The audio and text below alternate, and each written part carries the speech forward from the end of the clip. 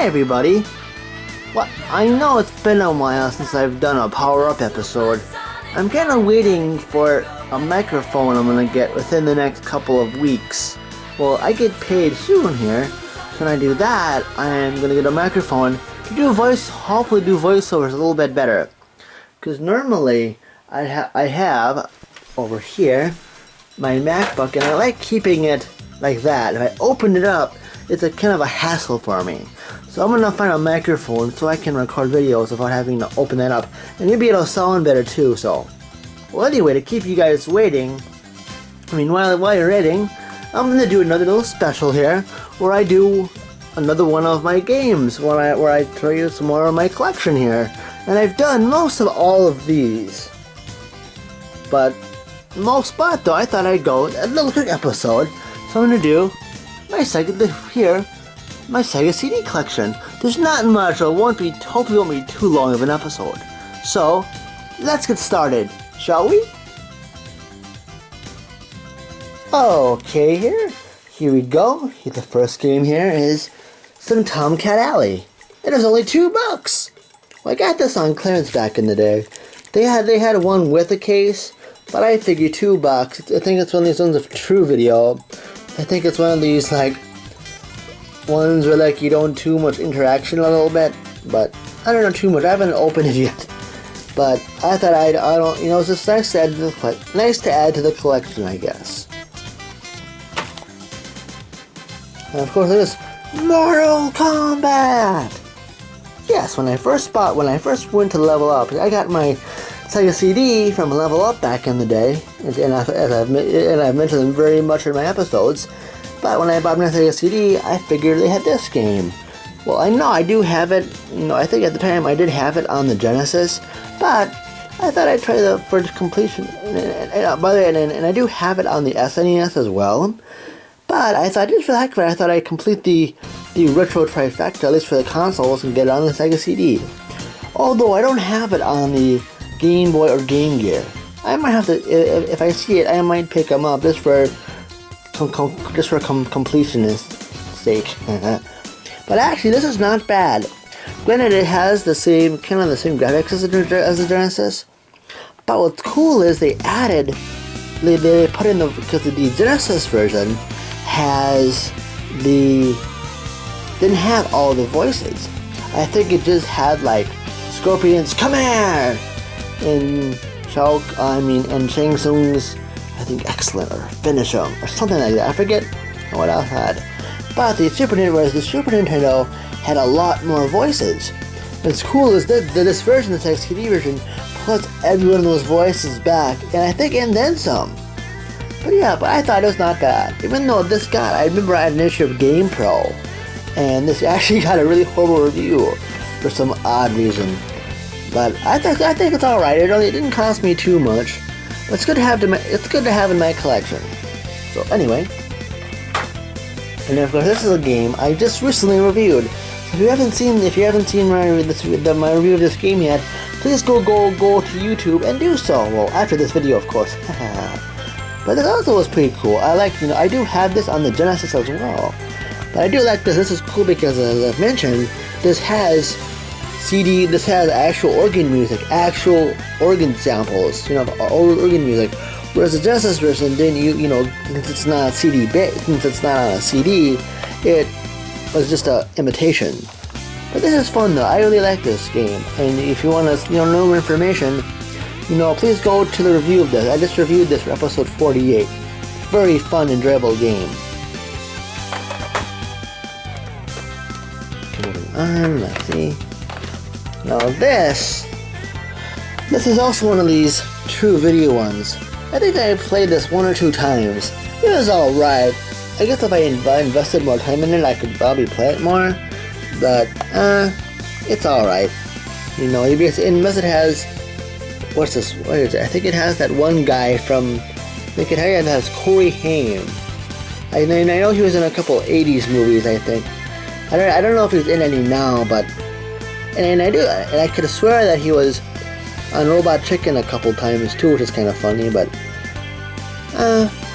it's alright. Hit or miss, but it's nice to have in my collection. Okay, the funny thing, see this game here? Actually, I have not played this yet. Funny as it may seem, is like I saw that level up, like, oh, this looks pretty cool. I might have to give this a shot. It was very cheap, and that's kind of neat. But actually, in the back looks kind of cool too, and I should probably try this out. But yeah, it looks these old advertisements on the back of the case here. They say it looks pretty cool. I might actually have to play this when I get the chance. But anyway. Now this, I'm not too good at space shooters, but my friend Josh, which you've probably seen me, which you probably remember from one of my earlier episodes where I did a guest review on, I think, Lords of Thunder for the Sega, also for the Sega CD. But he also has this game, and I thought I'd give this game a shot. I bought this game, it was not bad. I'm not all that good at space shooters, but I thought it was a cool pickup. So yeah, awesome. Boom shakalaka. Sorry, had to come resist. This toy I thought was pretty cool, even though I do have it on the Genesis, Super Nintendo, Game Gear. No correction, I actually have the NBA Jam PE on Game Gear, but this actually I have on the SNES and the Genesis. Or at least the SNES, I know for sure. But I thought it was cool, and I thought I'd actually do it because this is cool because this came out after the SNES and Genesis versions did, so it had a little bit more updated rosters for its time. But it was fun. Not too bad to add to the collection as well. And of course, what would a Sega system or add-on be without a Sonic game? This too is very enjoyable.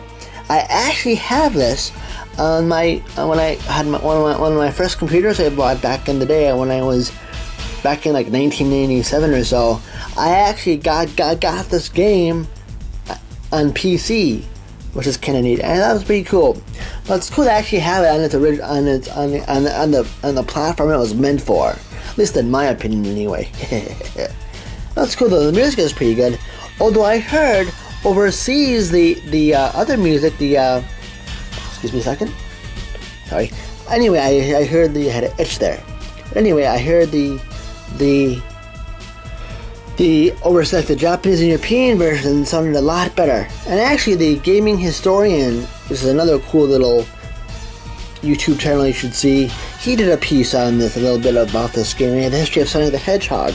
And he also played the comparison between the North American soundtrack and the overseas soundtrack.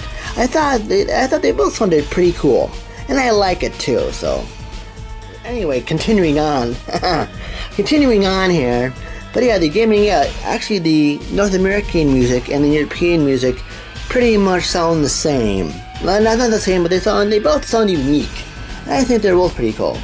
Although I don't mind it. But anyway, if you do, and if you get a Sega CD, you should. There's no reason why this game shouldn't be in your collection. Anyway, that's enough I say about that.